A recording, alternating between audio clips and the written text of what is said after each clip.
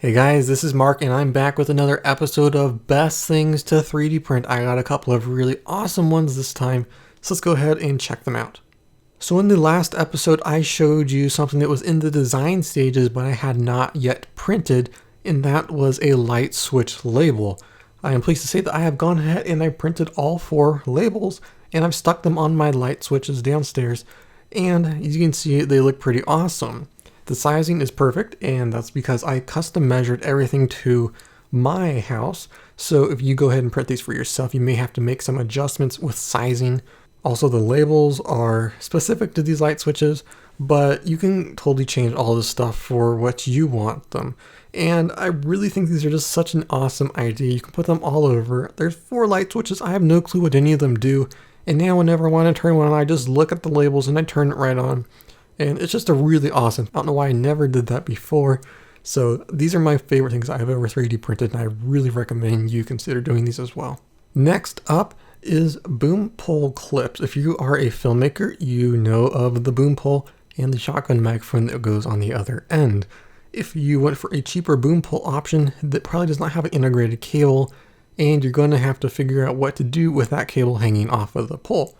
Well, your solution is to buy a $20 clip and hope that it fits your pole, or you can custom design one for it specifically. So there's 3 different sections on my boom pole, 3 different sizes, so I had to make 3 different clips.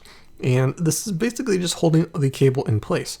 The large end just clips right onto the boom pole and it holds pretty snugly, and the other end just goes right into the cable, and it holds it in place for the most part. It doesn't really move much, and you can have a nice setup where the cable's not hanging around, and it's just a really nice compact design, and I didn't spend any money on it really.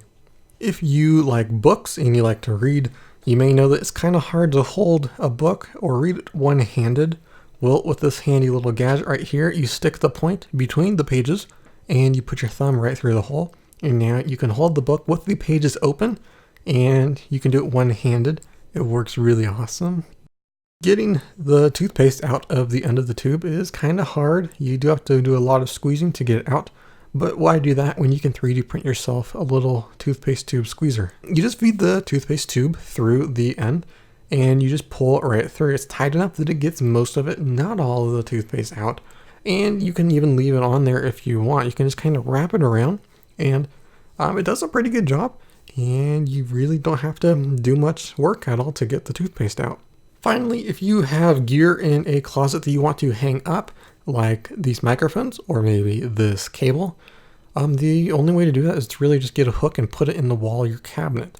But if you have a cabinet like mine with different peg holes for the shelves, you can take those holes and turn them into hooks. All we have to do is go ahead and 3D print a little peg like this. You can pick whatever design you want. I have 2 different designs. I have a flat one, and I have a grooved one to hold cables in place. These just go into the holes inside the cabinet, and I can take something like a microphone, hang it right up in there, or I can use that hook to hang a cable.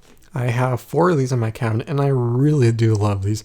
I designed them myself, doing custom measurements, so again, you're going to need to make some changes based on your use.